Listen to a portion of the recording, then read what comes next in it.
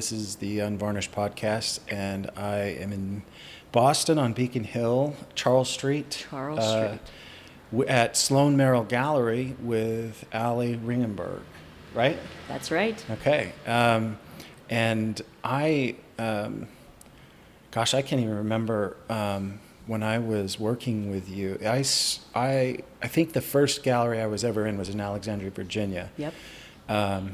And just down the street from where you guys were. And then I think I may have, I don't remember the confluence of events, but I ended up working with Principal Gallery in Alexandria, Virginia, and that's where we first met.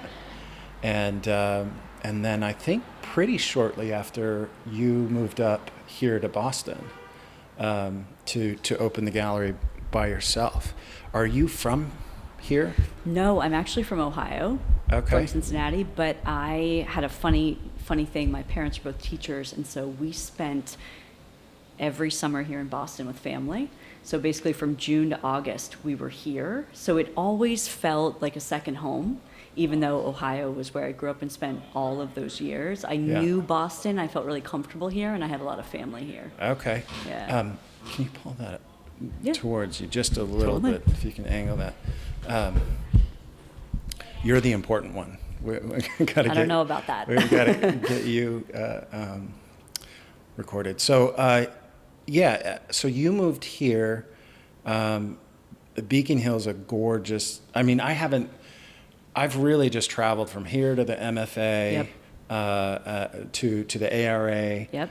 So I feel like I've seen the most magical place in Boston, and that's kind of my conception of Boston is solely this little area. Yeah. And it's interesting because, Boston's this funny place, and I think anyone who's been here, spent time here, it's a town. It's a world-class city in many ways. Yeah. Biotech, healthcare, education, finance, but it is really a town. Yeah. And so there are all these different neighborhoods and communities in those neighborhoods, and Beacon Hill is a really strong community, but it's easy to get around, and getting from here to the MFA is a breeze. Not hard at all. Beautiful walk, easy to get there, easy to take the T or drive, and the same thing going to the ARA, which is over in the Leather District is sort of what it's called now. It's also, it's really, I think of where the area is like downtown almost in a way. But the choice of where to be in Boston was a tricky one because historically most of the galleries throughout the 70s, 80s, 90s, early 2000s were all on Newbury Street, which is technically in the Back Bay. And when I was looking, Newbury Street had evolved differently, and I remembered it. I would go there as a kid. Mom and pop shops, galleries, gorgeous brick street, really beautiful place and safe, easy to run around as like a 11, 12, 13-year-old. Yeah. And now it's different. There's still some galleries there. Most of them are on the upper levels, and it's a lot more chain retail stores. And I think that's happened in a lot of places. Sure. In DC, it was similar. M Street in Georgetown went that same direction. And when I was looking, there was this movement, Boston sort of following New York in a way, of the galleries moving to an area that was being developed. And it was sort of being developed specifically with galleries in mind. And they all were in this one area. It's called SOA, so south of Washington Street. And what I really wanted was to be on a diverse commercial street, so that it wasn't just all galleries, it wasn't just all chain stores. I didn't want the chain stores, but I wanted to be in an area that had diverse retail and diverse services. Those sound like such business speak, but I think you understand. So, all sorts of things. Banks, a salon, Right. whatever it may be. Various restaurants. Hardware store. The hardware store Sure. here is the heartbeat of this whole neighborhood. Yeah. And so I really wanted somewhere that had a diverse vibe, but was also in a community. Really, truly a neighborhood where people knew each other. Because my thought was that opening a business, or what my thought was and my hope was that it would be organic. Yeah. That it would sort of start from the neighborhood and then it would spread from there. Yeah. Because I wanted it to be personal, and I Yeah. wanted people to walk in. I wanted to get to know them. I wanted them to get to know the work, get to know the artists, have it be a community space too. Yeah. In whatever way that it could be, and have artists who are local or who were visiting come here, meet Yeah. other painters, meet clients, have it just be a very open, easy space. Yeah. And not feel sort of austere or removed, Right. in a way. So Yeah, and it seems to fit with the sort of small town vibe that a lot of Boston has, Yes. which is makes it a little bit more familial, and you set up in an area where you just said that the hardware store is the heartbeat in the neighborhood, but you get to be a part of that. You Completely. set up, and now you're part of this area of Boston, Yeah. and people know you, and And I'll say too, I mean, yes, absolutely that. And the other thing I was thinking about is, for people who know Boston or don't know it, Charles Street's a beautiful, beautiful street. The whole Yeah. neighborhood's a historic neighborhood, incredibly beautiful architecture. And it's also interestingly sort of in this crux of, Mass General Hospital's at the top of the street, world-class hospital. The State House, Massachusetts State House, is just at the top of the hill. There's the Esplanade that runs sort of on the west side of Beacon Hill that is so beautiful along the Charles River, the Public Garden, Right. the Common. So it is this confluence of people that are living in the neighborhood, people that are coming here to visit, to enjoy the history, and then people that are walking to work or going to Yeah. a meeting. And so there's, it's sort of incredible. There's a lot of foot traffic Yeah. all day long. And that's also exciting. You just Yeah. never know who's going to walk through the door. Right. What? I'm really interested in your background in art Yep. or business. I mean, whatever it was that brought you to work in a gallery in the first place, the steps for that, because I've known people that worked in galleries. I've known artists that worked in galleries. Yep. It's a good kind of like, I don't want to say easy, but easy in the sense that it's not like flipping burgers or laying brick. Yep. It's kind of it's a really great environment to work in a gallery. But so it can be a pretty nice job for somebody to have. But you came in, were you part owner of Principal? No. Okay. So what were the steps that took you into the gallery Yeah. world? What did you learn as you worked in Alexandria? And then what were the steps that led you to say, I'm going to venture off on my own? I think I knew going into college I wanted to major in art history. I found it fascinating. It was a visual, human, look that involved socioeconomics, trends of the day. Obviously, there's so many layers, to art history, and I found it fascinating why people created, why they were moved to create, who was moved to buy the work, how patrons worked. And so there were just a lot of elements, obviously the visual being a huge part of it, what Yeah. was created. And that doesn't even go into sort of like the technocrat, like the mediums Sure. and, who was sort of ruling that day of where the genres were going. But I studied art history, I studied English literature, and I studied psychology, and I graduated. And I think like a lot of college grads who study art history do, I want to go and work and do curatorial work in museums. Yeah. And you're 22, and you think that you're at the top of the world, and you think this is completely doable and reasonable and going to be Yeah. fascinating. You're going to be handling art. You're going to, Yeah. all of that. And the museum world is an interesting place. It's not you're not handling work. You are, and so I should rewind. I worked in two different institutions. I worked at the Cincinnati Art Museum, which is a encyclopedic collection, dating back, far and coming up close to modern day, but a lot of museums, especially on the East Coast or in the Midwest, sort of follows that. They're not overly collecting institutions of current work, right? Yeah. So it was fascinating. I was working with the deputy director. I was working with the board. I was learning a lot about how planning of shows take place, what the board has to say, and the overall experience was that a museum is much like a corporation. And there are many layers to that museum. And the curatorial staff is,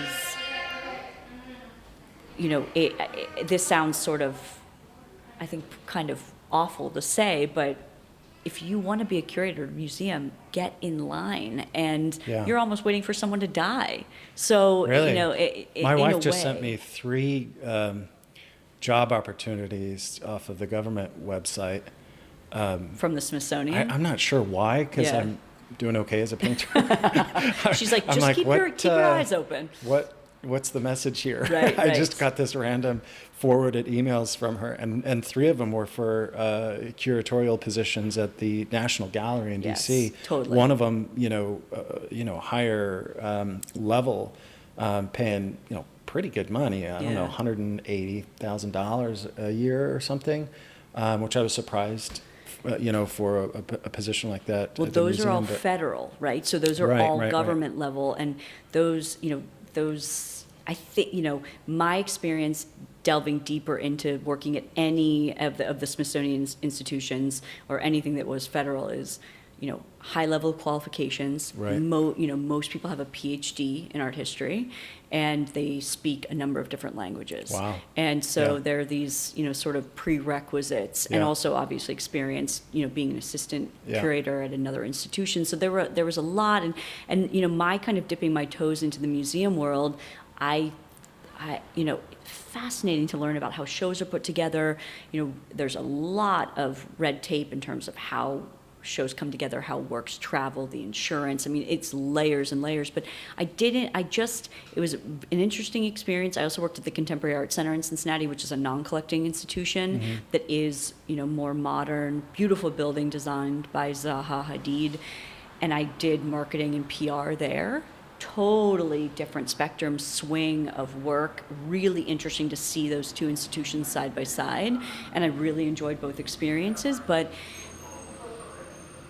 getting out of that, I thought to myself, it might be interesting to sort of do the triad, right? And the triad to me was working in a museum, working with an artist, which I had done in college, and then working in a gallery. And those were sort of the 3 experiences that I wanted to have to see what would fit, what I would enjoy the most, and what would fit me the best. And so I had been in DC, and I started looking around at different galleries, interviewed at a couple galleries in DuPont Circle, and then ended up interviewing at Principal. And it was sort of polarizing seeing the differences between the galleries in DuPont Circle and then Principal Gallery. Just a level of, and I think it's very important in art. I think one of the most important things about having a gallery or working in a museum or art in general is it being approachable for anyone. So it doesn't matter where you live, who you are, what your background is, what your education is, what you do for a living. I think that it's important to allow it to be accessible, to have people feel comfortable, not made to feel stupid that they may not know what the medium is, or if the painter is living, or if, a question I get often is, did one person do all of this? And I think that it's important in that not to answer those questions and educate people and not make people feel silly for asking that I'm sort sure of thing. Sometimes they think you ask you if you did it too, right? Completely. No question about it. All the time. Oh, did you do all this work? I get that often. Yeah. But anyway, so on that note, if you don't mind me cutting you off, sorry. No, not at all. I'm always curious about this. I asked a friend, Micah Christensen. Do you know Micah Christensen? know. He's got his PhD in art history. He's an art dealer in Utah, but he seems to get around. So a lot of people seem to know him. Brilliant guy. But I asked him, the same question that I'll ask you, which is, when you're thinking about studying art history, clearly there is an interest in art. Did you ever want to be a painter? Did you ever want to like do it yourself? You're just interested in what was made and the history of it, but not necessarily in pursuing it as a craft yourself. 100%. Yep. Never. I've thought about it in the past couple years. Sounds silly, but I've thought like maybe at some point dabbling. Yeah. But that, that would probably be like purely a private thing just to experiment. Because being around it, you probably have just by osmosis probably seen so much and dealt with so much and talked to so many artists that you probably know like way more than the average person about how it's done, maybe the execution, the materials, whatever, right? Yeah, I mean, I find that completely fascinating, and it's so individual to each artist, what they do, how they go about things. Some people are complete technocrats when it comes to materials. Other people are obsessive about colors or about experimentation. It's fascinating. Some people change. Obviously, we're all changing and evolving, but I think it's really interesting. There might be someone who is in love with painting on linen, and then they try painting on panel, and it's a completely different experience. So no, I never, that was never a thought, never anything that I get the question a lot. So there are many people that walk in and ask, "Oh, are you a painter yourself?" And I'm not, and that was never my desire. I think that I think really at the core of it, this is, thinking about why I love what I do, why it's so fulfilling. And I think at the core, I'm fascinated by people, who they are, what they choose to do, how they want to spend their time, how they push themselves, how they evolve, what they become fascinated with. And what I do allows me in many ways to see that, whether it's working with painters and talking to any of the painters about their process, what interests them. I mean, Mary, obviously behind me, is a great example of that. I've had many conversations with Mary and her husband David just about what interests her and her path, that she took to sort of get where she is now. And it's been amazing seeing over 10 years of working with her, seeing some of the first work that she did 10 years ago that were these, exquisite portraits of young women and in interiors, but they were really a focus sort of on that person. And then seeing her become a mother and seeing her so beautifully paint her own children, and, also her love of interiors and history. And Mary's a great example of someone that loves coming to Beacon Hill because it is so historic and so old, and it's always fun seeing her here in this neighborhood because there's a lot of history and a lot of different facades and architectural movements here. But never thought about being a painter. But I mean, there's something I think so magical about watching someone paint. And I could do that for hours, watching someone paint, how they build something up, how they choose that, what they want to focus on. And I've had the luck of being able to do that quite a bit. I'm teaching a workshop right now at the Academy of Realist Art, and I just can't figure out why anybody would want to watch me paint. No, you can, I can answer this, ask anyone. It's incredibly meditative to watch someone paint. I think it's really meditative to see what people choose, what angle. Like, great example, and I will not keep referencing Mary constantly, but there have been several times that she's come for a solo show and done a demonstration, and had a model. Usually it's been a friend of mine or a client of mine, and just in the way she starts off, how she chooses what angle she wants to paint from, and just watching someone sort of go into their own head, but also feel incredibly comfortable with what they're doing, is fascinating. And I think it's really fascinating watching, people, someone paint who uses multiple tools, seeing them switch between those tools, obviously mixing colors, Yeah. fascinating too. I think that, so I think I can understand the people that are watching you paint. I can completely Yeah. relate to it. There's no question about it. Yeah. But I think that that's the, the beauty, one reason why I love working with the painters that I work with is I do get to experience that sometimes. But we also talk about it a lot. Yeah. Especially for many of the painters that are local or that I get to see often or I have a Often. sort of constant dialogue with. It's great to hear about their process. And I think it's important for, to be able to then tell other people about it, tell clients about it, talk to clients about it. Yeah, I've worked with a number of galleries, and that's always something that I guess I pay attention to a little bit, and it has been a rarity for me is to have them ask me anything about me, anything about my motivations, anything about my technique. It's just a rare, Really? it's been a rare occurrence for me, and it's always, I always wonder, like, won't those bits of information help you present me as an artist? And so I've kind of felt like just another image on the wall. This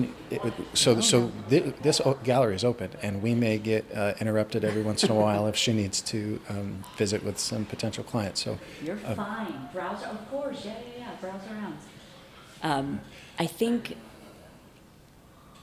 it's interesting to me. I find that so fascinating. You're not the first person to tell me that where you've sort of felt like maybe you aren't asked a lot about yourself, your background, your interests.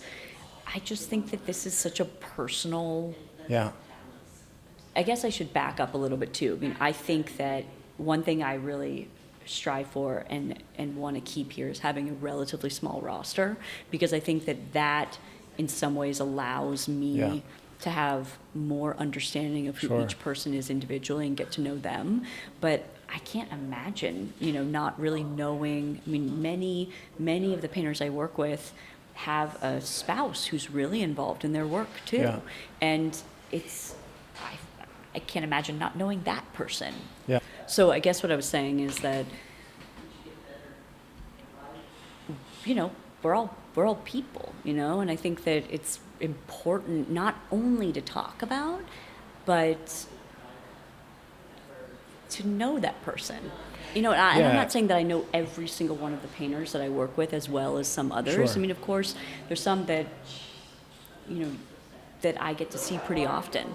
And I know I've been to their studios or their houses many times. I have constant dialogues going with them about all sorts of things. But it is, to me, this is a personal business, and what you do is very personal too. Yeah. And of course, there's a lot of individual thought about, we were talking before we started recording just about your own sort of goals, aspirations, expectations, your own desire to evolve and get better. And that's the way I am here too. And so there's a lot of, I think, individual thought that happens in that, like your own processing.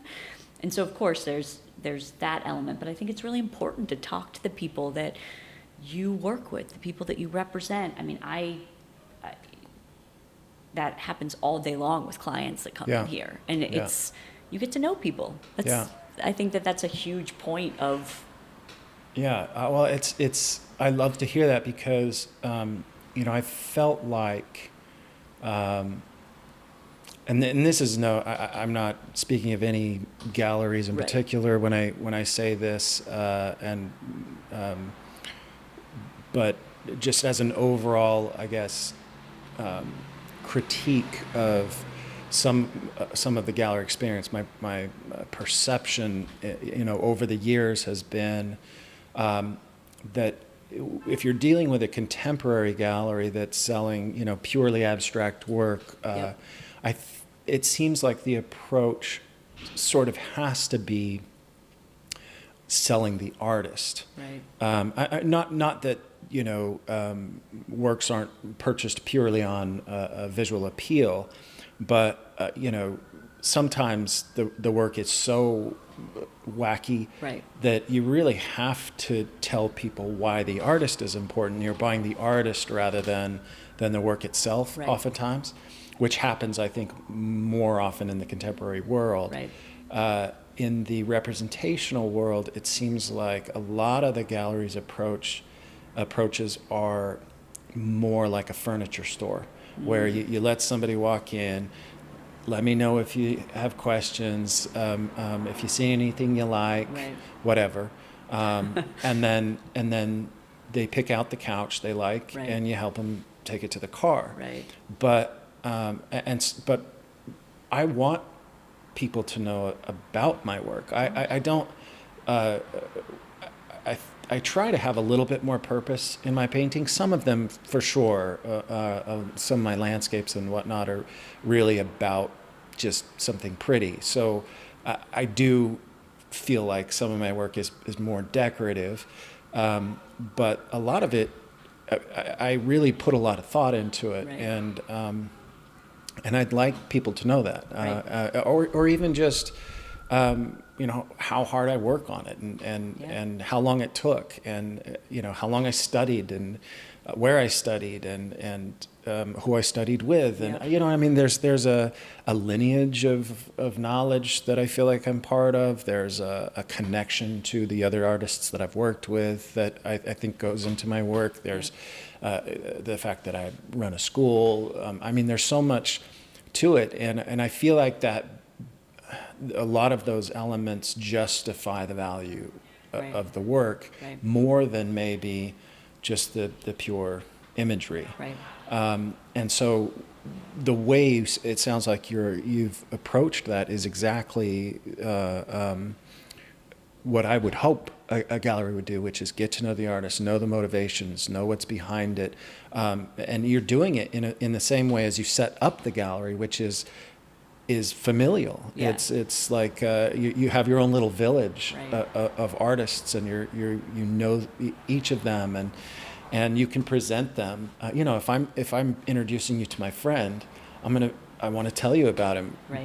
beforehand. So much in life is context too, and I think that context is really important. Understanding where someone's from, where they studied, who they studied with, what is exciting. I mean, one thing I talk about, and I've seen it, and I find it so interesting, is, people, someone, so for instance, Carlo Russo had a show in December. I love Carlo. Yeah, he's great. And, I've shown his work since I opened 10 years ago, similar to Mary, and it's fun talking about Carlo, and he has cabinets of curiosities, objects that he loves, things that he's collected from all over the world, that play and add in different paintings. His work over the past couple of years, he has really delved into looking at a lot of incredible Dutch work, Right. and spending a lot of time understanding what was painted then and why, and flower varieties. Yeah. And he has become a gardener and Well, grown incredible tulips that he then paints. Why would someone not want to know that? It's amazing, right? It's a whole part of his experience and his evolution, and I think that it's so interesting to and share that with people. the tie to the old masters, and how well he was able to just immediately be a part of that tradition. Yeah. His style was always unique, Right. and his paintings were always technically brilliant. Totally. But he switched gears. I don't want to say stylistically, because I don't know that he's necessarily like hyper concerned about style, Right, but right. but it's almost like he was really interested in a certain aspect of tradition, Yep. and he carved out a brilliant place for himself there. Yep. And then his interest was now like, I want to kind of research and carve out a place for myself in this other tradition, and he just did it. Yeah, yeah, yeah. It's just Yes. it's amazing. I mean, he's so brilliant. And he has been, I mean, obviously, this goes without saying, but he has been so excited about the work. Yeah. And I think that, As everybody else who sees it too, as well. absolutely, absolutely. And I think that, there are other elements that go into that. Not that they, matter so extremely, but the frames that he chooses to put on the paintings are, often Dutch ripple frames, Yeah, which yeah. have this lineage obviously back to the Dutch masters. Yeah. And there are many, I think one thing that I like being able to share with people is the full thought process Yeah. that people go through. It's not just, okay, this frame looks good, it's done, right? I mean, every painter has a thought about what they hope the end of a painting will maybe look like. There Yeah. may not always be a clear path. It's fascinating. That's another thing I find fascinating is some artists know exactly where they want the painting to end up, Sure. or have an idea of it, and other artists are taken on a journey sort of by the work, right? Yeah. And they don't know maybe where it will end up. And obviously there's everything in between of that. But, I think that it has been incredible seeing this,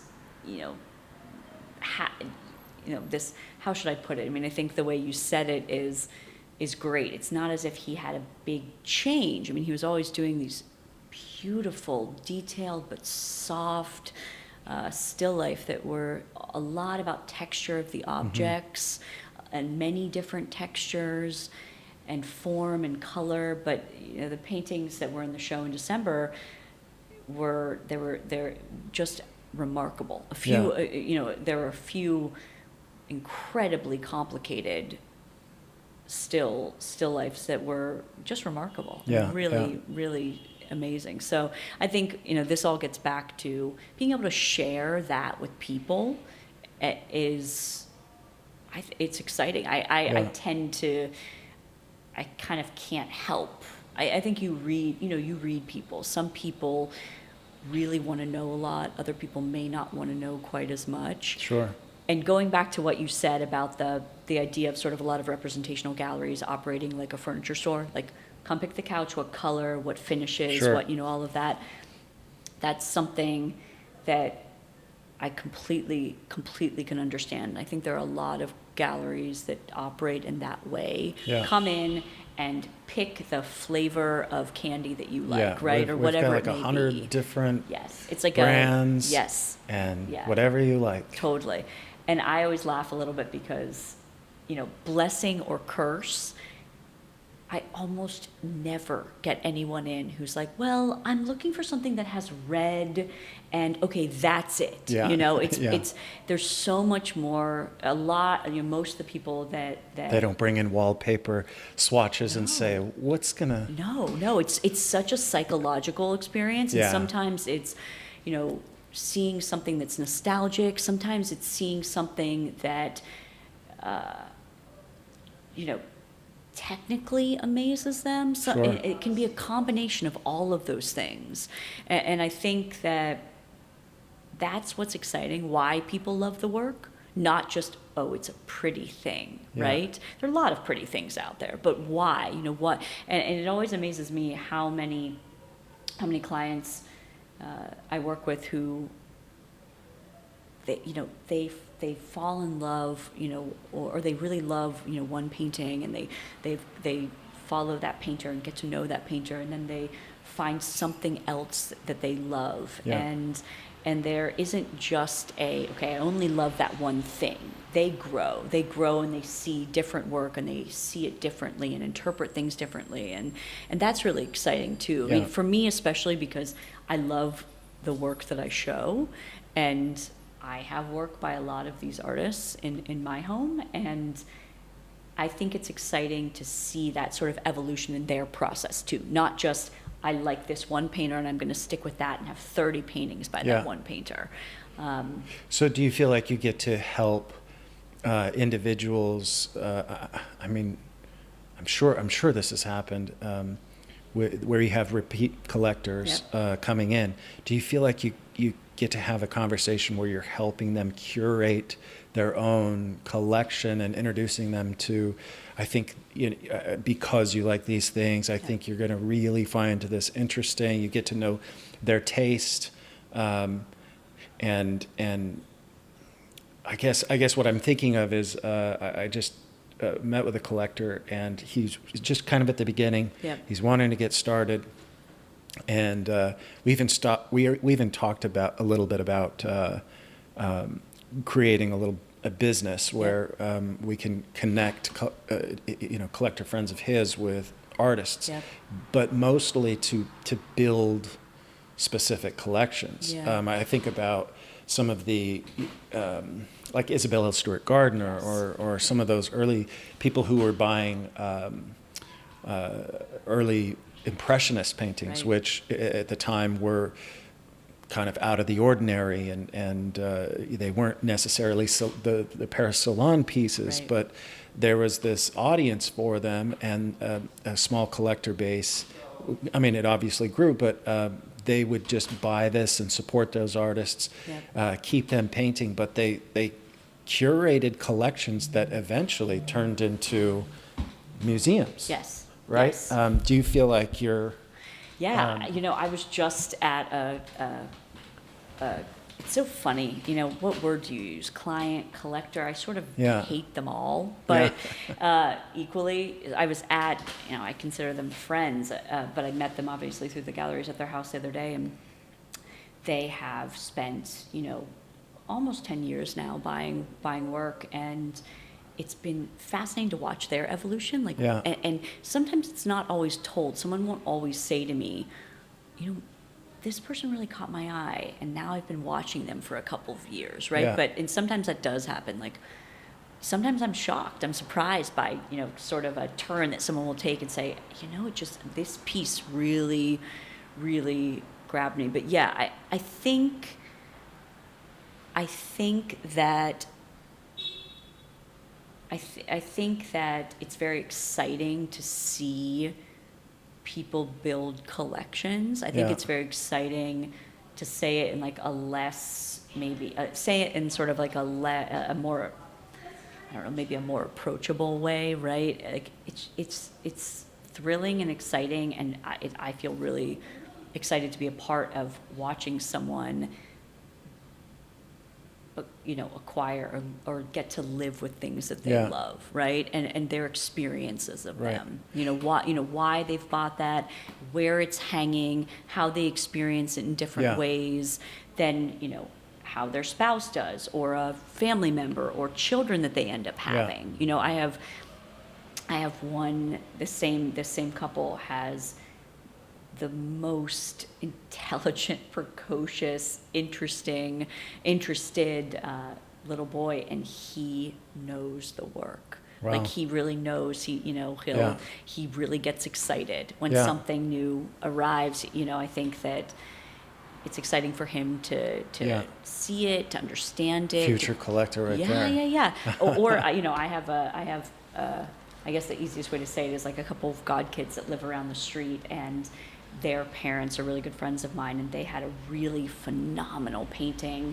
They have a phenomenal painting and many phenomenal paintings. They have one really phenomenal, very eye-catching, very visually arresting painting by Joshua Flint of a horse that is, sort of, there's a beautiful horse and a rider, and it's, really interesting color tonal choices. So most of the painting is sort of like these beautiful teals, and then there are flames coming off of the horse's back. So sure, someone could look at that and think, that horse is on fire. Someone could look at it and think of Pegasus, the flames as wings. Yeah. There's many different interpretations, and Josh's work is so fascinating and interesting in that way, being interpretive and not, sure, he's a representational painter, but there's many other elements to his work. Are you familiar with Josh's work? No, unfortunately. Anyway, so when their son was born and he was breastfeeding, he would stare up at this painting, like eyes locked with this painting constantly. Wow. And just taking it in, and they used to joke with me, all right, well, he's definitely getting that painting when he grows up. But I guess I should also say along those lines, I think it's really exciting to see see kids interacting with work too. Yeah. And that's a big part. I mean, it's great having kids come in. I mean, part of the reason too is they're so unabashed. Like, Right. I hate that. Or like, I love it for this reason. And Yeah. they're very decisive and they're not afraid to say, how they feel about something. And they ask really interesting questions. So I think that's a wonderful thing too. But yes, to answer your question in a more direct way, which I'm sort of bad at, yes, it's so fascinating and exciting to be a part of those collections being built. Well, I think and not just here. I'm very happy. It's really interesting seeing what people buy many places. Sure, right? I'm It's sure, not because more and more, I would guess that you get sales online, and through whatever Instagram or websites or whatever, people are finding you digitally. Right. Yeah. Quite often, I'm sure. It's interesting. I think that, yes, there's definitely that element of, more people finding things via Instagram or, coming by early in the morning when I'm not here and like snapping a photo and then looking online and then contacting me. But I do find, and it's interesting. I would love if I had the time, could clone myself to like actually just have like a data quant, mindset of figuring out how these things work. But it is interesting. I think a lot of people that do, I guess what I'll say to that, and my experience here and my experience elsewhere has been that, and I believe in this wholeheartedly. I'm a huge proponent. I think that it's really important to see the work in person. Yeah. I think that changes everything. Yeah. And I have no problem, and I do it all the time. Someone says, I'll send a preview for a show or an email, and they'll say, I love this painting. I can't be there, and I can't get in to see it for 2 days. I'll hold it for them. Yeah. Especially if they really want to see that painting in person. That is why I do what I do. Sure. That's why you do what you do. I mean, it's not because you want a digital image to be created of it and they get to see it on their TV, So. And the size of it matters. It has a certain presence, the way it's framed, it's the handmade quality. Yeah. It's completely different when you see it in person. And I've sold a lot digitally, especially in the last few years, just because it's becoming a more ubiquitous form of how people digest and receive information. But you hope, and generally the feedback is, once they get it, they love it so much more. Yeah. But I've had experiences that are the opposite. Oh, you really? love something digitally and then you see it in person. It's a little bit disappointing. That's rare, but it can happen. But that's what makes it even more important to see it in person first. Totally. And I think that you and I have been doing this for a long time, right? So us digesting images online or via Instagram, we're probably decently good at it, right? We have a good sense, like, maybe there's some glare there. There's probably more texture than I'm seeing, or these colors might not be totally accurate. We can visualize what 20 by 30 inches means on the wall. Yeah, exactly. Yeah. But there's still, for me, there's just something so different. I mean, I get, a lot of the painters I work with will send me images in advance and say, hey, these 3 are coming, or hey, these 8, which out of, what do you respond to? What do you love? So I have an idea, but it's totally different getting the work in. It just is. I mean, it's exciting to see preview images, if you will, or kind of sneak peeks. I think that's very exciting. But I always, Leslie Duke has a show in September, and every year I can't wait for the work to arrive. And I was just saying to her today that there is this whole process, right? Even for me, the work arrives, you uncrate it, and then you get to know the paintings. Yeah. That sounds silly, like I'm anthropomorphizing the work, but like you get to know the paintings. I understand that. You get to see the surface. You get to understand how they relate to each other. You get to sort of begin to visualize how you might want to hang. Yeah. You think of people who've responded to other paintings, or you think of people who just a month ago had an exciting conversation with you about one of Leslie's work. It's that whole sort of mental process that goes on. So I guess what I was going to say is I find often that many sales that I have that are digital or someone that's elsewhere in the country or in the world, they have been here and seen a painting, seen that work before, seen that artist's work. Yeah, so they understand the quality. So they understand the quality. And if for some reason they haven't, I try to describe it either verbally or via email or Instagram or text or whatever it may be, in the best way I can, giving Yeah. them like the most context that I possibly can, Yeah. and send high-res images. But it just isn't ever quite the same as Yeah, seeing it. sure. I mean, I remember, so I'll tell you, maybe 2 years ago, maybe 3 years ago, I don't remember, because COVID's this like, Yeah. kind of Yeah. tunnel vision of I don't know what time is, but there was a couple that has come in here a number of times, and they love Mary's work, and they had bought a piece of yours, and they told me about it. And A piece of mine? Yes, they had bought a piece of yours or commissioned you to do something, and the way that they talked about your work and getting the painting, because they didn't see it somewhere. They had worked with you on it. Maybe they saw it through your website, or they had worked with you on a commission. But the way she talked about actually receiving that painting and getting to live with it, it's why we all do this. Yeah, I mean, yeah. or at least why I do it, right? I mean, obviously, I'm sure it's a huge part of why you do it, right? Well, yeah, I mean, going back to that collector that is just starting out, the reason I talked to him about maybe, starting a little business together, not a gallery necessarily, but kind of almost like an art agent, Right. just going out and connecting an artist with collectors and helping them build, significant collections, was because I love sharing new artists. If I find Yeah. somebody that like, oh my gosh, I haven't seen this before, this is unbelievable. Or like I have a student that, is super into sci-fi, and she wants to do really representational paintings, but of like, not Jedis, but kind of like, Totally. Yeah. different worlds or whatever. And I'll find that and I'll send it to her. And I find so much pleasure in introducing people to artists they hadn't heard of, Right. and sharing my friends. And I'm such a massive fan of Right. so much art. I just have this excitement. And so this collector came in and had that same energy to him. Yep. And that when you get to meet with somebody, and I'm sure this happens to you all the time because this is your business, but the exciting thing is like I love this, and you love it too, Yeah. and we're already friends. We're Yeah, we're totally, immediately friends, totally. and then you share that passion.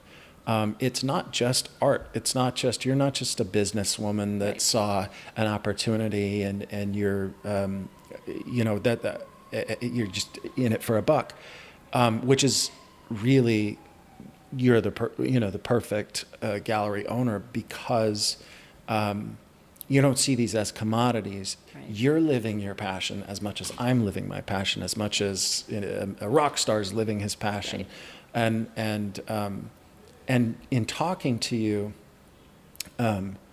that's exactly what you would hope a gallery owner would be motivated by. You want somebody that just, like, you don't talk about it because you have to.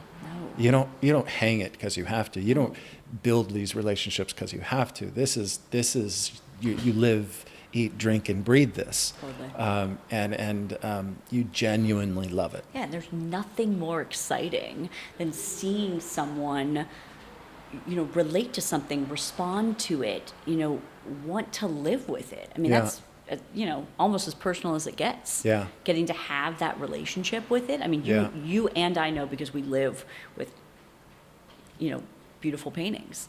And it's it does change, maybe, obviously changes a space, a home. It can change emotions. It can change, I think that is, this, now here we go, cliche, but like, it's the power of art in many forms. Yeah. Music, theater, dance, paintings, installations, like they have that power. Yeah. to captivate, to excite, to interest. And to me, that is sort of a universal thing. And that's why why I care so much that art be approachable. Yeah. Right? Because it's a universal experience. Yeah. That we all should get to have. And we all have different interests. Some people love music, some people love whatever it may be. But yeah, I think that that level, that excitement, and you can feel it. I mean, it's palpable, right? Yeah, When yeah. someone sees something that they love, and it happens all the time. And it's the same feeling for me when someone sees something and they connect with it and they can't afford it. Yeah. It's not as if it's like a rush because someone connects with it and they can afford it. I mean, it happens all the time. Yeah. And I think that there can then be a motivation with that connection. I've seen it happen many times, and it's very exciting with young collectors, right? Or young people buying work, that they see something and they are motivated year after year to save, to work up, Yeah. to buy something, right? And that happens often. I get Sure. emails all the time, from people saying, well, I was in 4 years ago and I loved this, and I've dreamt about it. I mean, Yeah. it happened. I had a great experience with a woman who was here and saw a painting of Mary Sowers, and this was probably 7 years ago. She was visiting from Montreal and hardly spoke English, and I don't speak French. I can understand a little bit. And she fell in love with this painting and, sort of kept in touch with me about the painting. And maybe 3 years later, 2 years, wrote to me and said, maybe it wasn't that long, but wrote to me and said, I've dreamt about this painting. I think it was maybe a year. I've dreamt about this painting for a year. And, miraculously, it was still available. Yeah. And she had saved up and bought the painting. Wow. Right? And that, sometimes it's hard, right? It is a one-of-a-kind thing. Sure. It is one thing. And so it often happens that, and I hate this situation, it's actually like, Tony Bevilacqua and I talk about it all the time. It's like the worst situation you can have. I'm sure you've had it too, where multiple people fall in love with the same Yeah. painting, and there is only one, and it's really hard disappointing people. Yeah. No, Yeah. I mean, no, I don't. Who likes disappointing people? No Right, one does. right. But there is one painting. Yeah. So it can be a challenging thing. Yeah. Yeah. Yeah. But I think that that's something that I also love thinking about, is why people respond to things. Yeah. What is it? Well, that leads me to wonder about someone in your position. Well, I guess I have two questions. Yeah. One might be simpler than the other. The first would be more for artists who might be watching this or listening to it. How many submissions do you typically get? Because I know galleries can be inundated with that, and I feel like any artist watching this is going to want to work with you now. And the other would be how do you approach sales? I know it's not like you're going door to door selling solar. It's not Right. like you're a really pushy car salesman. Right. But you're also not sitting back and just waiting for people to stumble on something. Right.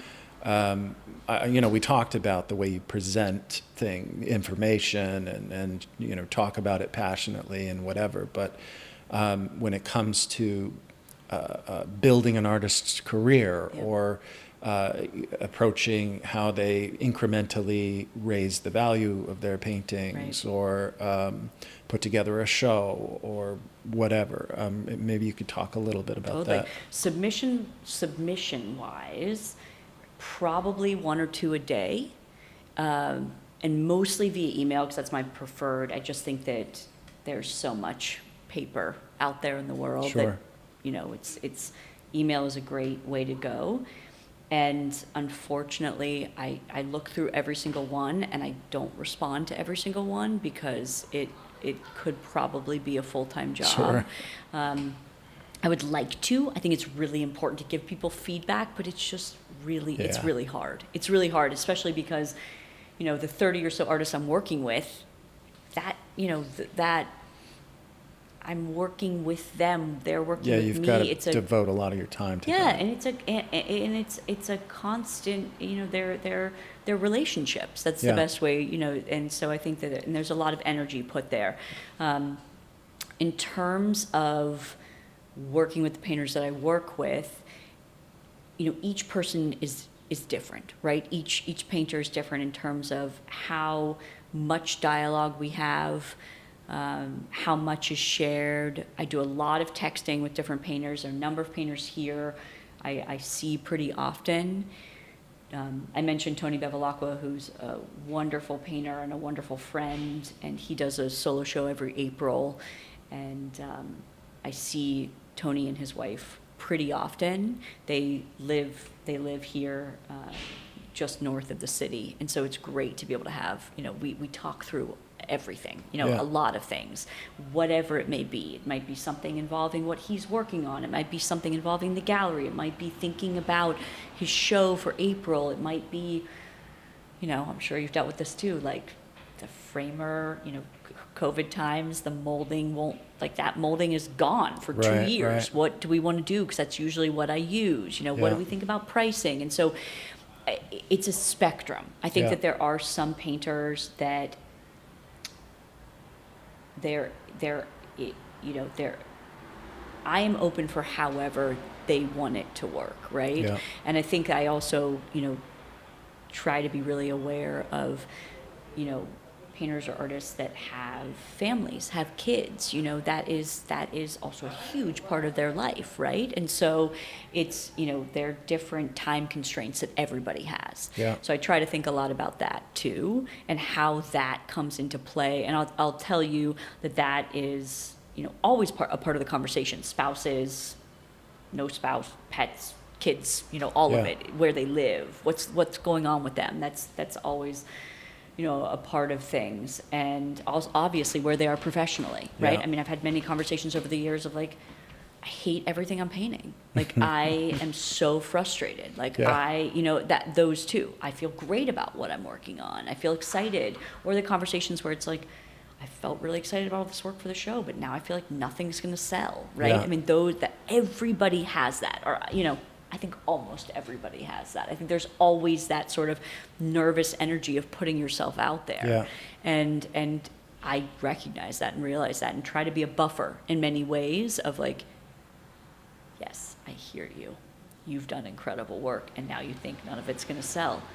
First of all, that is irrational. Yeah. Second of all, it's not going to happen. But Yeah. listening is important, and understanding it, because I think we all have those different self-doubts and thoughts and whatnot. Yeah. So I think it depends on the person, but it can be everything from here's what I'm working on, here's some progress shots, to what do you think about, pricing for this year, to, I've had a really hard time finding models, or I've had a really hard time finding childcare, or, I had COVID for 2 weeks and I feel miserable, so there've been all sorts of those conversations Yeah. that have gone on. I think the, sort of one thing I always like to share, and I have shared this with many, visitors and clients and artists, is I think that the pandemic is a really interesting look at the artistic profession, the way I saw it, through my eyes. So, a number of the artists that I work with teach, just as what brings you to Boston, of course, right? So they teach. They teach out of their own studios. They work for a school. They do workshops. It's yeah. all number of things. And it's a great way, and I'm a big believer, and I think that teaching, and you could speak to this obviously more than I can, it's exciting to work with other, with sort of the next generation. Even if you're teaching continuing ed and they're not the next generation necessarily, it's exciting to hear other people's ideas, Yeah. see the way that they're working. And I think that many of the painters that I work with or have worked with, they want to continue learning constantly. I know you're this way. It's a constant learning process. You're going to be learning until Right. you Yeah. die, right? Constantly striving Constant. for improvement, Totally. new knowledge. Constantly looking at something differently, seeing, so a lot of them teach, and teaching became kind of tricky during the pandemic. Yeah. And a lot of them have families, and school and childcare became pretty tricky during the pandemic. And some of them don't teach or have young children, but was still a tricky time. It can be incredibly isolating, it could be incredibly isolating. It was nerve-wracking thinking about what was going on in our country in many ways. And so what I found, and a lot of people walk in and they'll say like, oh, the pandemic must have been great for all of your artists. Like they could just like hunker down and paint. I mean, that's like hilarious to think about, right? Because, you know, I would say a third of the painters that I work with were, you know, having these challenges of, okay, I can't teach, so that income isn't coming in. And I have young kids, and they're not in school. They're not in school, yeah. And like, I have a spouse, and maybe that spouse could work from home, or maybe that spouse couldn't work from home, or I don't, you know, like that third of like, what am I going to do in this situation? It's sort of like a whole like overhaul of how you operate. And galleries are closed. Totally. And no foot traffic. Right. I mean, all of the normal. I mean, for everyone. I mean, this normal wasn't normal. It was gone. Totally. So there's that third of like, oh my God. Then there's the third of, I cannot get in that creative headspace. Even if I don't, you know, even if I have all the time in the world, it's really challenging to get there because I feel worried about other people. I feel worried about my family. I feel worried about all sorts of different things. What does this pandemic, you know, there were many different. And in the middle of it, I know for me, you know, social media is, I think most artists are on social media just as a necessity to share your work. But social media has just torn us apart politically too. And you had the Trump era was so loud. Yes. And I mean, it still is still going on. It's so loud. I remember, I guess 2 weeks after Biden was elected, I rolled over, you know, we were about to go to bed, and I said to my wife, have you noticed how quiet your social media is? Like I just it's just like this constant buzz kind of went down. And that was, for me, you know, it was something that I don't even know. I guess I was daily aware of that. It wasn't just, I mean, there was fears. You're worried about your family and the sickness. Right. You're worried about, you know, loss of income. You're worried about, I mean, you can't go out. The socialization went down. You're wearing a mask everywhere. Your kids are wearing masks at school. There was so much disruption, but for me, like that social media disruption was just like anxiety, like all those little things that I just said caused anxiety, but then you had that extra noise that was crazy. And I think, you know, and this is a total aside, I'll get back to the other third of but I think that social media is a challenging thing. You know, I think that Instagram is so wonderful for so many painters because it's visual, and it is a great way to share if you want to share. And not everybody does, but if you want to share, it's a great platform. And I think it was a community, and it was very connective, and people could have conversations there.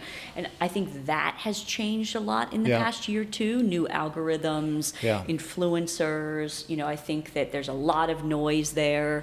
Maybe not politically as much, but there's a lot of noise and a lot of filler and filter. Right. And then it's really hard to find the quieter part of that, where you're like, I just want to see what this person... Back to what Instagram used to be, you know. Completely. Because now it's what, you know, almost every other image is some advertisement, or you liked this, so here's this. Or you know, you get something, I think I saw this recently, that they are sort of unapologetically wanting to go in the direction of sort of TikTok, like videos, reels.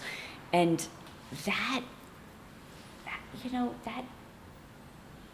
it's I don't know. It's a lot. It's exhausting. It's videos. It's people. It's noise, and it's attention, which is really the money. It's attention. But for us, I just want to see my friends' work. The people that I purposely followed.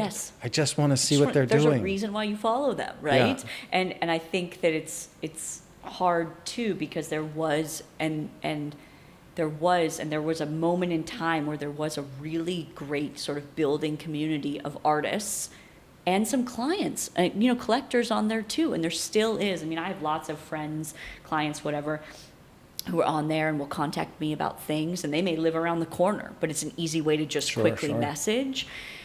But, I think that it's a challenging time, because I think it can, getting on and being a part of Instagram, and I see so many people that are like, I got to take a break. Like, I got to step back, right? Yeah, because it was at one point, even though it was a platform and it was digital, there was a connectivity and a community there. And I think that, there's sort of an anti-movement of that now, and maybe it will come back to being in real life, which, real life is wonderful. It can be, right? It's better. Yeah. I think it's better. And so anyway, the other third that I was going to say, so you've got the third that are like, oh my God, so many different things to deal with. Then you've got the third that's like, I can't even begin to get into that headspace. Sure. And then you've got the third that are like, well, this doesn't feel so different. I feel great. I'm just going to go in my studio and paint. I was in that third. Right. And there were a handful of painters I talked to that were totally in that third, right? Yeah. Or that were like, I'm going to go outside and paint. This is great. Nobody's out here. No one's out here, and no one is going to come up and be like, what are you working on? Yeah. Why are you doing it that way, right? The sort of oversight that sometimes happens if you're painting in a place where people walk or they see you. So, but it's interesting, because I think that there's this idea. I think there's an idea, and I think I see it often enough where it's like every painter feels the same about things, or every painter approaches their work in the same way, or how I approach a show with every painter is exactly the same, and it isn't, right? Because it's all sort of individual. I'm always just as excited to see the work, just as excited to learn about why, what, how, all of that with the work, just as excited to share it, But I think that there are different conversations that happen. It could be about pricing. Absolutely, there's lots of conversations, especially during COVID, about getting it here. The supply chain has been, kind of crazy. Probably, do I need to send it there? Because are you even open? Right. Or do you have the same level there of foot was only traffic? one show that was sort of there was only one show, maybe two, but there was one show, April 2020, Tony's show, and he has all the work finished. Oh my gosh, I can't even imagine all the work that goes into a solo show, and it's scheduled for April 2020. Totally. All the work my gosh. Is finished. Almost all the frames are finished. And then Shut Charlie down. Baker, executive order, shut down. So the framer, who is amazing, couldn't, he's so close to finishing. We're talking 10, 15 frames are at that last moment of being, gilded and finished. Can't do it. So, Tony and I are sort of like, okay, how do we want to do this? Yes, send out emails. A lot of the work sold. A lot of people had seen, either own his work or had intimate experiences with his work here. So lots of it sold just via that. Sure. But then there was this funny, it was the weirdest thing of okay, well, I guess I'm not going to hang the show because no one can come in here, and half the paintings don't have frames. Right. So it was this weird, you're sort of in some ways, as bad as it was great because it made you sort of think outside the box completely. Sure. Okay, so what are we going to do? Okay, so you can Photoshop things into frames, right? And you're like, okay, I guess that looks, you're just sort of what can you do? It makes it, in some ways it's simplified a lot. I can't hang the show, so I'm not going to hang the show, right? I can't ship this painting, so it's going to be, it was amazing in that time how supportive and resilient and awesome people were. I mean, there were people that bought the work that I said, this is what it's going to look like framed. That, but I don't know when I'm going to have the frame. So sure. I'll ship it to you in 2 months. I hope. But people were understanding, I'm totally. sure. Yeah, totally. People were very, very, very understanding, and interesting time though. Yeah. Definitely interesting time. I have an odd question. Yeah, ask. I don't know. I don't even know if it's a pertinent question. But so I have these dueling ideas Yep. in my head that I constantly battle with. One is a gallery that I work with says, I'm not going to tell you what to paint. I'll take anything you Yep. want to send, which is I love that, of Yeah. course. But the follow up is we'll let the collectors decide, what they want, which obviously, I mean, that's true. If you're in industry and you want to develop a product and it doesn't find an audience, it doesn't find an audience. Right. People Yeah. have to respond to it.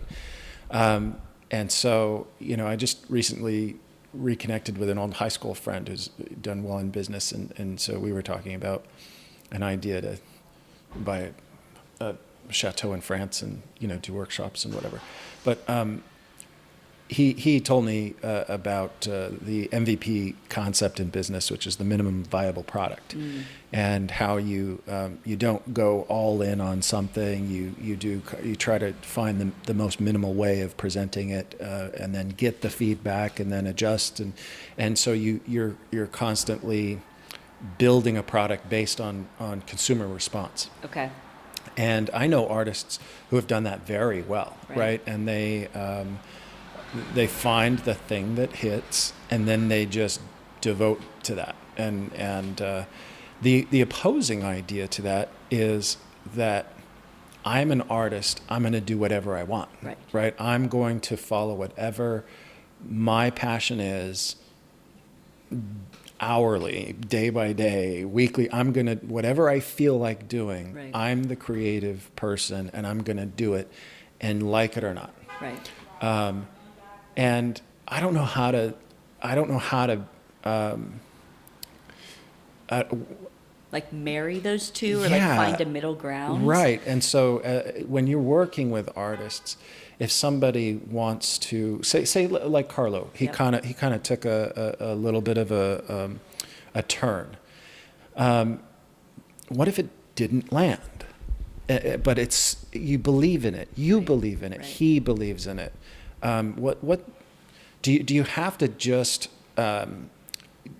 in terms of being responsible as a business owner, do you have to just kind of succumb to the first idea of the consumer is always right, and if these things aren't selling, what do you say if that's kind of the like for me, my landscapes sell really Yep. well and easily, but I loved the figure in the landscape. Right. I want to move to doing a little bit more narrative things. Yep. But I haven't developed the larger audience for that I have for Right. landscapes. Right. I think it's tricky. I think I am a huge believer, and in this way probably a bad business person, but I'm a huge believer in the latter of what you said. Like, that is what is exciting. You're painting what you want to paint. Yeah. And you can feel that. I mean, you can feel, or at least I feel as though you can feel when someone's doing something that feels very targeted. Yeah. Very sure. like, this is safe. Yeah. This is pretty. Yeah. Well, and a lot of galleries will say, well, we just sold this. I need 10 more of it. But like that is, I find that to be so stifling. I would imagine it being so stifling. I think it's one thing, and even this is sort of challenging, but I think it's one thing if someone sees something and they love it and it's sold and they say, could I do a commission? Yeah. In that vein. Sure. Could I do a commission? That again is when you have 4 or 5 people that want one painting. Totally. Yeah. And that is entirely up to the painter in my mind. I am never a yes man for commissions, because I think it comes down to, if the painter wants to do it, that is the most important thing. I mean, I also, obviously, having done this for a long time, take into account who the person is, and if I think it could work, and if I think that they would, you know, the painter and the person who wants to commission the piece would end up being happy in that. But I am such a believer in the latter of that. Like, I'll answer the second question that you asked after this, but I think that you have to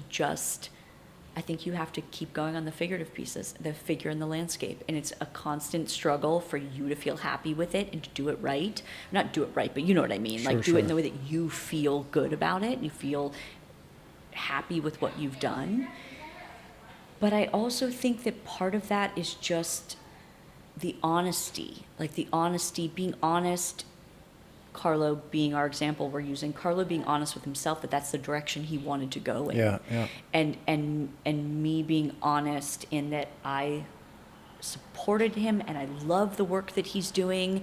And I think that there's something in that energy that carries it, right? Sure. That people respond to, that people get excited about, right?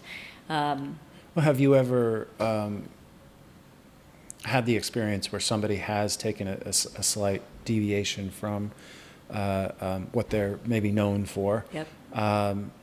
And they were passionate about it, and you had a great relationship with them, and it just didn't find an audience with you? Do you say at that point, I love you, but Right. you know, maybe my clientele, we need to find a clientele for you, but I haven't been able to do it.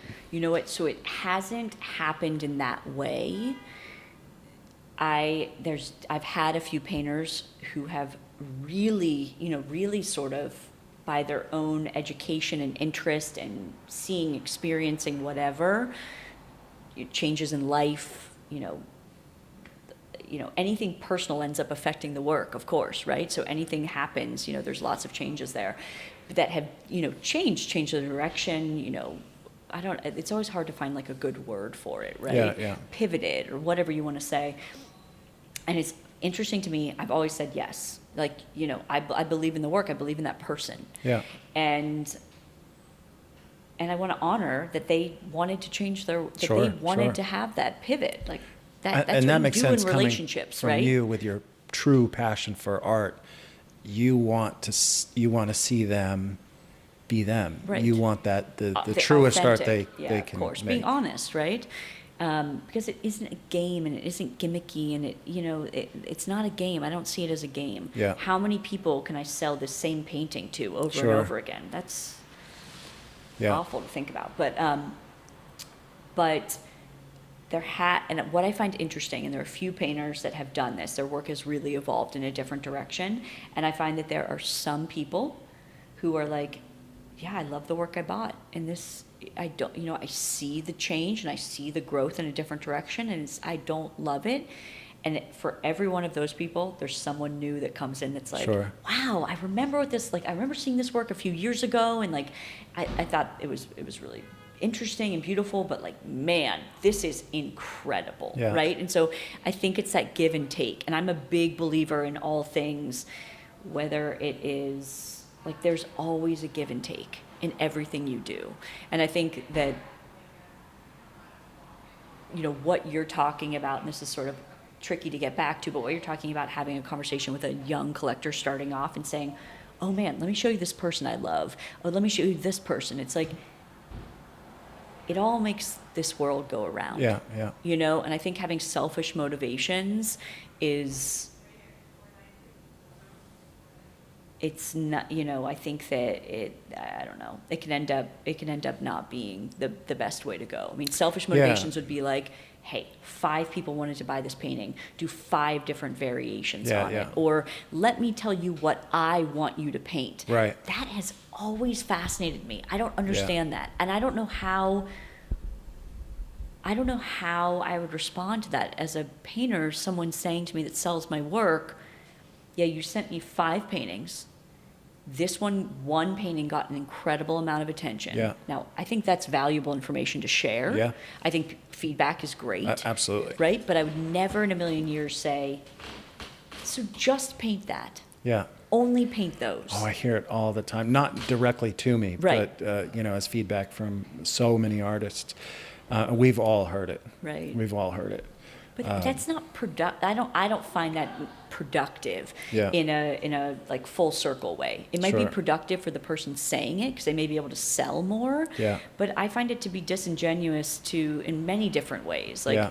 disingenuous to the clients, like it's, or at least like the painters that I work with, like these are originals, and what you do, Yeah. they're originals, right? I mean, you may do a print run, and I don't know, I'm not saying you, but like, and I'd be interested to hear, but like there's some artists that may do a print run of 10 on one painting that they loved, Yeah. right?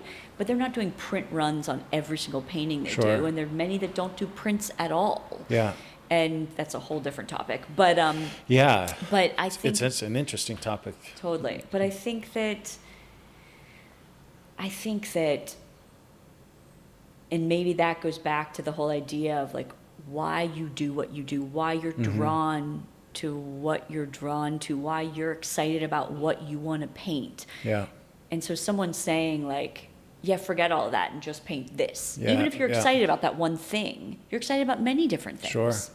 Well, I mean, a lot of artists make their career off of and it's much easier to brand yourself. Right. It's much easier for collectors to get to know you as the guy that does this. Right. And I think I've probably shot myself in the foot because my work is so varied in subject matter. And so branding has been very difficult for me. So I understand why artists do it, Right. but I'm not motivated by that. I'm motivated by like painting all kinds of different things. But at the same time, when I was first starting out, I didn't have a whole lot of ideas. I didn't have a whole lot of skill. I remember I did 2 paintings. I mean, out of the hundreds I was, doing as studies and trying to figure things out, I had 2 that really people constantly kept coming back to and responding to. And so I did, 13, 14 versions of one because I didn't even really know how I'd pulled it off yet. I didn't know what was appealing about it. I wasn't sure what made a good picture yet. Right. Nothing else was getting attention. And I remember doing like 14 different sizes, different orientations. And it was a good learning experience to try and figure out what was so appealing about it and how do I build on that. But I was also desperate for money. Right. So I felt like, hey, this is an opportunity here. So sure, I'll do 14 of these. It got to, I mean, the breaking point was when I had like 6 on the easel at the same time, 6 different easels, and it was the same stupid painting, and I was like, I can't be doing this. You felt like a factory at some point. Oh yeah, right? it was it was awful. But I did that with a second painting, kind of at the same. These all happened at the same time, like really early in my career. So obviously the feedback can be useful, and artists are going to be willing to do multiple versions of a same painting. I don't think there's anything wrong with it. I don't want to build my entire career on that. Right. But you can make multiple originals of a singular idea. Of course. But Cezanne did it again and again. I Right, mean, he's a great right. example of it because you're like, man, Yeah. you see it a lot in that way. Right. I mean, there are many painters. That's just one that comes to my mind constantly. I mean, Bouguereau Yeah. had, so many versions of Right. kids with wings and Totally. whatever. So And that to me, and and maybe I'm wrong, but that to me, or when I see painters do it of their own choosing in a way, is a fixation on a theme, on an idea, on like working out. I think what you said is so interesting because I've had a number of people say to me over the years, like, I don't know how I did that. Yeah. So like I did this painting and I felt like it had something really special. and I didn't know how I did it. So I kept it in the studio for like Yeah. a year. I didn't want to sell it or show it because like I didn't get it and I wanted to understand how I got there, Yeah. right? And so working from that vantage point of like, how did I do that and why? And those are different motivations, I think. And listen, I also hear you completely. It's like you get feedback that one painting has sold and it's fantastic and so many people loved it. And you're like, yeah, I mean, we all know that working in the arts isn't just some immediately lucrative, Sure. or take immediate out, some Yeah. wildly lucrative endeavor. It's passion. It's loving something that you're doing. And I think the, sort of the exercise that you went through is an interesting one. Thinking Yeah. about like, why, what was in that? Like, how did I do that? Yeah. That's also a lifetime, pursuit Yeah, of right. like, how did I accomplish that? Yeah. But I think it's different than someone saying to you, paint 4 more of them, Yeah. Yeah. and I think it's even challenging in commissions too, Yeah. because there is something that happens sometimes in one painting that you do, and you do another that is different than that, but in the same vein, and it can just feel entirely different. Yeah. So I think it's hard, but I'm not a big. I don't like. I think the control thing. I don't really. Part of the reason that I do this is because. You're not. I'm not in corporate America being controlled by managers and this and that. Yeah. It's like I'm not a control person. Yeah. I You're definitely passion driven. Totally, definitely control and like when are the paintings arriving, right? Yeah, like sure. only in the way, because it's like you got to plan and think about things, and there are always Yeah. other people on the other end that are wondering when the work is arriving. But other than that, I think, I mean, here a question for you is like, how would you feel if you worked with someone who said, like, worked with a gallerist who said, you would send images of 5 paintings, and they said, okay, I want that one.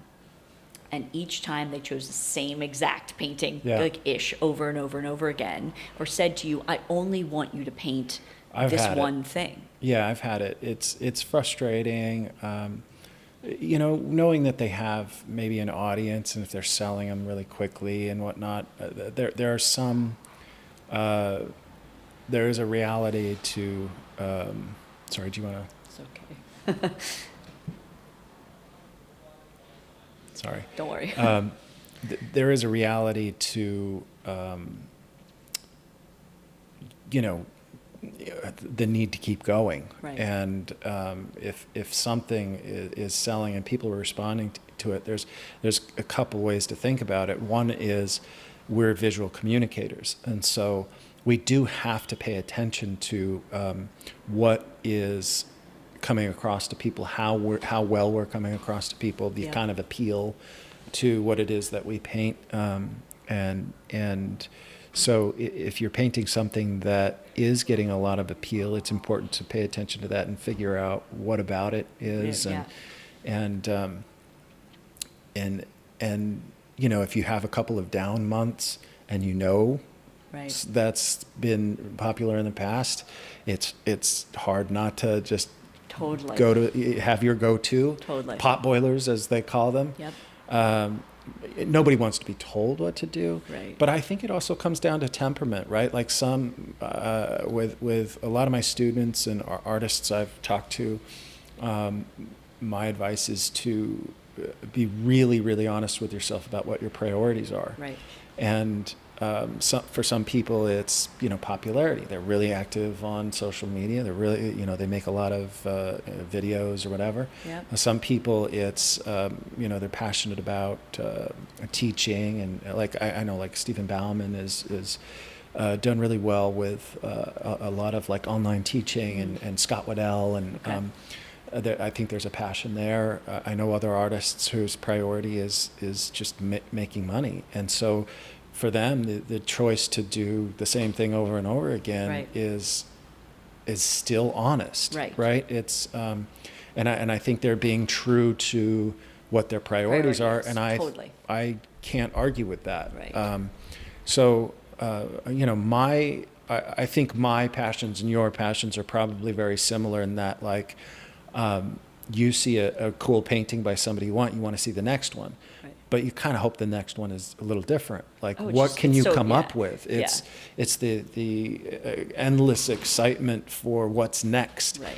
And if it was just, here's a yellow pear still life, and here's a red pear still life, and here's a green pear, it's just not as exciting for Right. people that think like us. We just are of a certain temperament. Right. And that's the way I've always approached painting, to my detriment probably, is, I finish a nude, I want to do a seascape. I Right. finish a seascape, I want to do a winter landscape. I finish that, I want to do flowers. Right. And, Yep. but that keeps it interesting to me, and I do it on purpose so that I know I only have myself to blame if my branding isn't as good, right? If it's not as recognizable, if people don't know one painting from the next. But I made that choice. So there's comfort in that, Right. I think. And I think any artist that is trying to figure out, what's most important to them, Right. as long as you do it and you're true to it, whatever that is, That's a really good point. then you take comfort in it. Totally. I think it's a really good point. And I think for a lot of people, it's probably a mix. I think the passion part, the honest, being true to what they want in the work is. But I think all of those, everything plays a factor, right? Yeah. I think that not a lot of people have the luxury of just painting and not having to worry about how they're Right. going to make a living, right? But I think that being told is different than deciding Sure. for yourself, Yeah. right? I think that's Yeah, I think that part of that is, from an artist's Yeah. perspective, is that they don't necessarily view you as, like you're talking about with your artists, they don't necessarily view you as an individual creative with their own motivations and passions. Right. They view you as someone they're in business with, and you need to provide the product that we can sell. right. And that's just, there's a coldness to that comes with the business aspect. Right. That maybe there, it feels a little bit like a lack of trust, or there's a disconnect Right. in a relationship like that, and those are never really the relationships that, for me, last. Right. I think even if I was selling really well with a gallery, it just does. There's a feeling there that I can sell. If I'm selling well with you, I can sell well elsewhere where they actually believe in what I'm doing. Right, totally. And I think it's important to listen to that and to ask people about it. I think that there are lots of different voices that come in to painters, right? Like peers or a teacher, or you're doing an MFA that is very different than where you did your undergrad work. And many MFA programs are sort of trending towards being more conceptual and like, what are you trying to say with this painting? Right. Versus like, are you excited to paint this, and what Yeah. are you focusing on? And so I think there's lots of different voices that come in, and I think that is a really hard thing, having to sort of weed through those voices and just listen to your own voice in a way. Yeah. And so I like giving feedback, or saying like, oh, someone just loved this painting and this is why, or here's who bought it. That's another thing we should talk about just briefly, is I think it's great to share with painters who bought their work, Yeah. where it is, where it's living, why they bought it. Like, Yeah. You can't do it all day long because it's, a lot Sure. of stories and community, but I think it's really important. It's exciting. It doesn't need to be Yeah, this no. like veil of secrecy of like where the painting's going, or, Yeah, it seems like a lot of galleries. I've worked with galleries that won't tell me Right. Where it sold, and I think that comes from their standpoint, especially now in the digital age, where Right. I can get on. I go find their website, I can contact them directly, and I Right. think that might be what galleries are a little bit nervous about, is that, okay, I am helping develop this collector. They found you through me. Yep. I worked this sale out, and now they're coming straight to you. I think that's probably the motivation for some galleries to keep it so hush hush. Right. It's a little frustrating from the artist standpoint because Right. I work.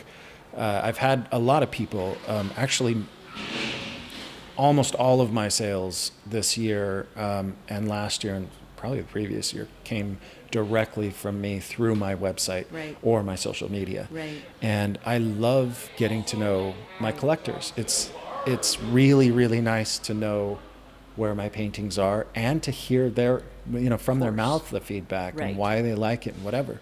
But as a gallery, from your perspective, how do you deal with that if you sell, one or two of works of an artist to a person, and then that person just goes directly to the artist? Do the artists send them back to you? Yep. Or if they don't, what's So the? I think it's like that tricky thing, because I think that, I think a lot of what goes on in these relations, like trust is so important, Yeah. right? And so I know that there are times where someone will, and sometimes it's totally innocent, right? Someone will have been here and taken a photo of a tag of someone's name, right, to remember the painter Sure, by. sure. Or they will take a card with the artist's name on it, or a postcard or whatnot, and then they'll think, oh yeah, I remember it's that person, I'm going to reach out to them because I Yeah. loved their work, right? And that's it's an innocent, like, I'm going to Google this artist's name and find them. And it happens. And in my experience, when that has happened, this is, what I know about, that artist then kicks them back to me. Yeah. And it could be through the fact that they know that the painting they're asking about, Is in the was gallery. here, or that they sent a photo of a tag that was here, or they said, oh, I was in Boston and I saw, or I was, it happens often enough. Yeah. Not constantly. I think there are a lot of people that they get how it works, right? Like, I show these painters, you come to me to purchase something, like, it's not rocket science, Yeah, right? yeah. But I'm sure that I know it has happened where it's like an innocent thing of someone someone starts following that painter on Instagram and they post something, maybe they're doing a one-off, like they don't usually sell themselves, they sell through galleries, but they're like, hey, I did this study and, first person that contacts me gets it, sort of Yeah, thing. yeah. And it's someone that started following them because they found their work here. And Sure. I'm sure that happens, right? Yeah, yeah. But I think getting caught up in like the minutia of those little things or the possibility that it could happen is, I think that, much like the sort of noise that you get, via social media or whatever else, you get caught up in having that sort of paranoia about who's contacting who. I mean, Yeah. I do find it interesting. It just happened that someone reached out to a painter that I work with and said, hey, I really love this painting. Can you let me know information? That painter reached out to me and said, hey, I don't know if this is a real inquiry. Would you mind writing back to them? Like, I don't know if it's legit, or, will you weigh in? And I'm like, yeah, no, it looks legit. And like, I think I remember that name maybe, or like this, whatever. So I'll write back, like, they'll forward me the email. I'll write back to that person. And then that person will say like, oh, hey, it's so great to hear from you. We actually saw this person's work at your gallery when we visited 4 years ago. Yeah, yeah. And so it does sort of come full circle in Yeah. that way. And in those moments, I'm like, that's great. It's great that that's how they, Yeah, they yeah. found the person's work. And there's maybe that tiny moment of like, I wonder if like this happens, often, or if it does. But like, I don't know. You kind of can't Yeah. get caught up in it, right? Yeah, I think I had most of the painters that I work with, I don't know, this is sort of like an overall statement, but I think most of them don't often work directly, Yeah. with clients, or maybe they have a few clients that they knew way prior to showing with galleries, that they keep up those relationships. And then there are other painters that someone reaches out to them about anything, and Yeah. they'll kick them to me and say, hey, would you, this person's interested in this painting. It doesn't always have to be that it was a painting I have or had, or they think that person saw their work through some every once in a while someone will just say like, hey, will you help this person out? Yeah, And yeah. that's because it's a symbiotic relationship. Yeah. I've had a new thing that actually just occurred to me recently. And it was, I started working with a gallery that moved to just online. Yep. And I think, well, and I guess as well with galleries that actually have pieces. And so, you send them the images, here's what I'm committing to you. And I know when I first started out, it was, galleries are wanting like a 6-month minimum commitment for the pieces. And you send them to the gallery and you kind of forget about them and work on new stuff. But also the internet wasn't necessarily the purchasing place for art at the time. And now I've started to develop my own collectors and friends through social media and through the ease of getting in touch with me. So an issue that I'm not even sure how to deal with, because it just came up, was okay, I've sent these images to this online gallery, and I sent a couple paintings to this other gallery, brick and mortar gallery. But one of these people that is my client wants that painting. And the 6-month rule was never really discussed. And I think, okay, well, I can't turn this sale down, so you can have the rest of them, but that one, sorry, that's sold. And I don't know. I mean, obviously you want to be ethical, you want to be upfront with people, but it's something new because the online accessibility, or the accessibility that online has become, means that, yes, I'm going to send my paintings to you, but I also have this group of people that if they want it, I kind of need to, because of my relationship with them, send it to them. What have you? That's so tricky. It's tricky. I was thinking about that, like I'll pay for it to be returned. Right. Or whatever. I think it's one of those. Yeah, it's hard. That's a hard situation in a way, because I guess my sort of first thought is, okay, is this someone who you have, you cultivated that relationship and you've sold them a few things already, and they're coming to you and saying, oh man, I saw you post that you posted image, that and I love it, I'd like to buy it, right? Yeah. And you're like, well, that gallery already picked that image to have online, on their website, which also I have a hard time sort of like wrapping my head around, that there's like purely just an online gallery, yes, right? There's a lot now. Yeah, I think that's it's interesting. And yeah, so, that part to me would be tricky, because, and man, I mean, I'm saying this before maybe I'm really thinking, but I'll just say sort of, whatever. So you've shared this image with them that they've then posted on their website. There's not a lot of investment there. Right? In my opinion. There's not a lot of investment, right? You're not shipping the painting, they're not unpacking it, they're not photographing it, they're not posting on their website, they're not hanging it in a space where they're paying rent. Right? Or paying a mortgage. Or paying electric, whatever, right? Yeah. So there's a ton of overhead that comes with having a brick and mortar gallery, right? Not only your time, but like a lot of overhead. And so the investment there by them is sort of minimal. Sure. I'm just saying this sort of like flippantly off the top of my head. Whereas sending something to a brick and mortar gallery, there's a relationship there, they're receiving the painting, they're unpacking it, they're photographing it, framed or whatever, hanging it, talking to people about it, it's on their wall, maybe it's in a show, like there's a different, and you can tell me if you disagree, but I guess in my mind there's a different level of investment there, right? So what would are you still thinking that with your artist, I guess my question would be, is the 6-month minimum rule generally still kind of the accepted norm? You know what, again, this is a situation where I think I think the ebb and flow of things, I believe in it sort of being a natural thing. Yeah. So there is never a time where I say, okay, let's sign a 6-month thing, or like, Yeah. I'm going to keep track of those 6 months. It's actually never happened, believe it or not. Like, it's totally fluid. Yeah. Sure, there's like like, I think that there's You want to give it a chance. yeah, You there's want like a a month or two time to concept, and I yeah. think that there's sometimes that I really believe in a painting, even if it's been here for a year Yeah. or a year and a half.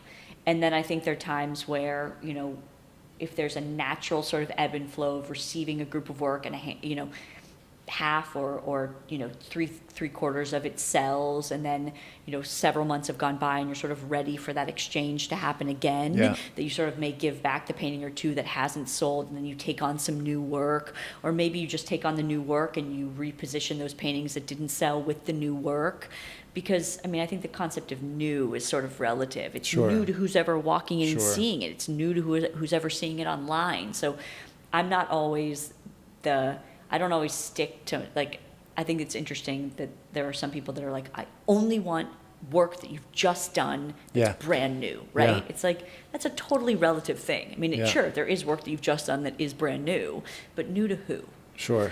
So anyway, that's an aside. But the 6-month thing, I think that that's sort of like a standard, sort of maybe a rule that people Just go a by, a general- general thing. yeah. Sort of in the same way that, in my opinion, it's sort of unspoken that, like, the painter will pay to get the painting here in the gallery. If it doesn't sell, it will pay to Yeah. return it. Sure. That also just makes sense, right? Yeah. But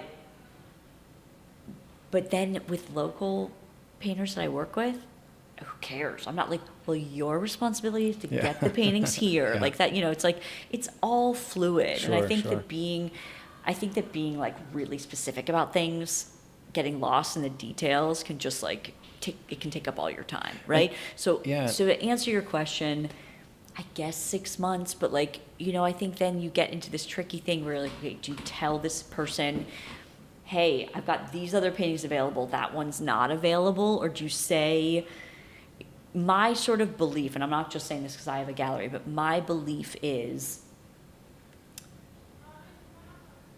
that if you say, like, this person wants that thing, and that is, you're going to make them happy with having that thing.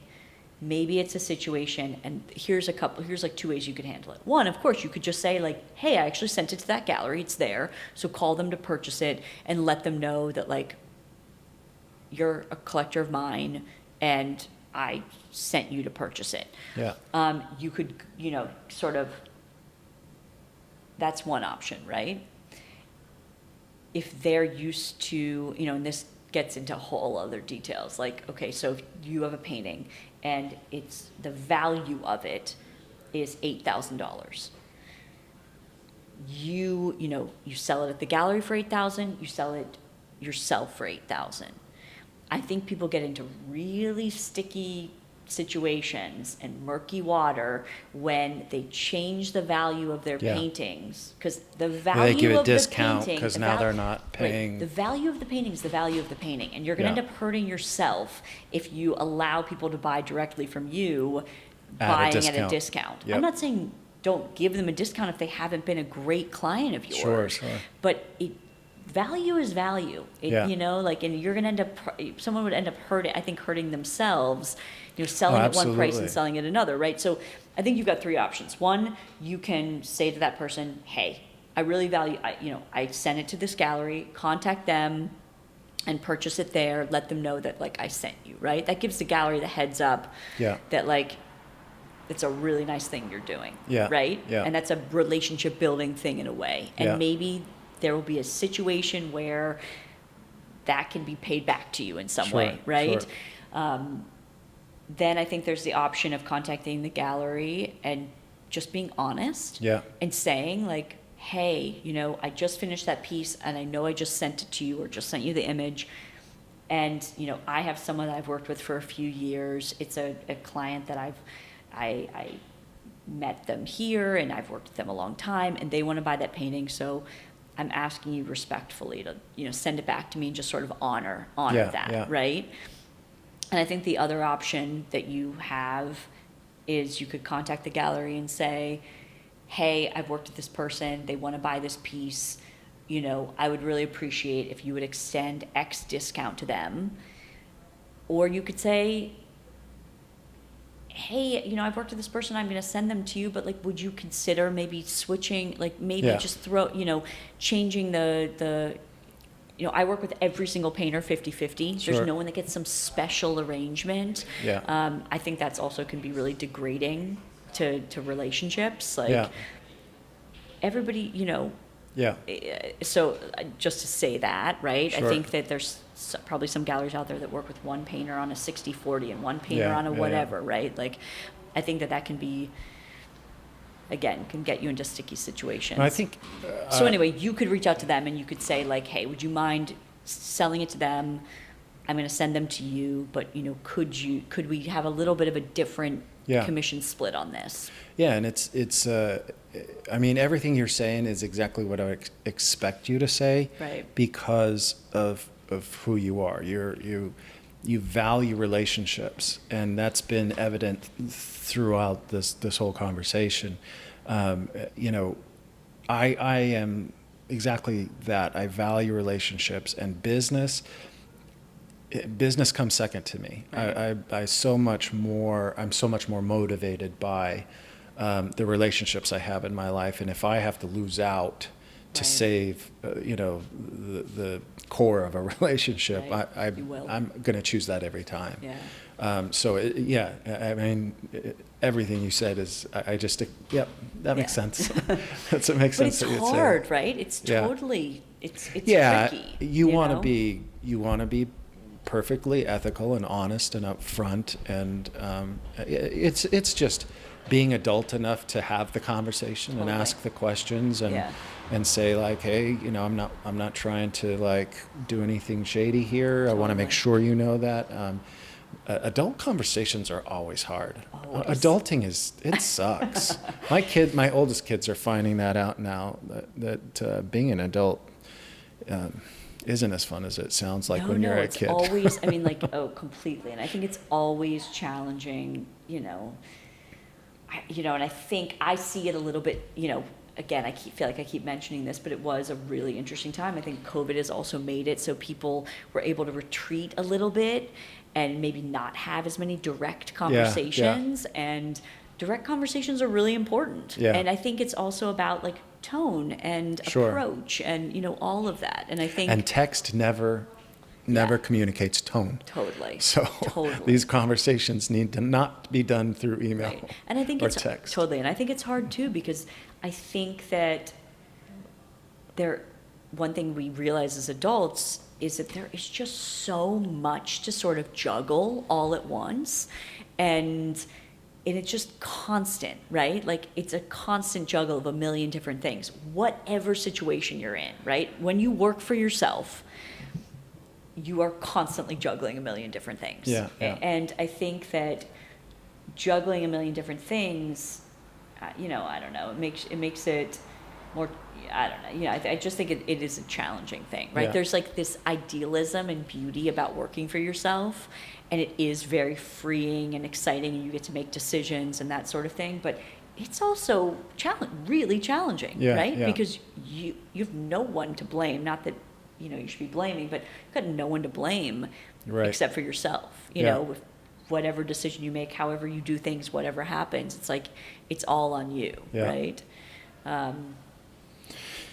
But very rewarding too, in many ways. I think that's the best part about it is whatever effort you put in, you're the main benefactor of, and so owning your own business, as much difficulty and headache and extra work that entails, all the extra work is for your own benefit. Right. So, it's a great field we're in, and I'm very grateful that you let us in, and it was awesome to talk to you and fascinating to hear more of your story and your take on everything. I mean, it's amazing that I was able to do this because I'm here. I didn't, I wasn't sure, like, who am I going to record with? And then I'm walking up the street. I'm staying just around the corner here. I'm walking up the street after my First day of class. First day of class, Yeah. and there you are standing on the street. I waved at you. You probably just thought I was a weird No, I homeless knew man. exactly who you were. I'm shocked you recognized me. It's been so many years, and I was like, "Can I record with you?" Sure. Tomorrow night? Sure. It's just like, it's awesome. So Yeah. thank you so much Totally, for no.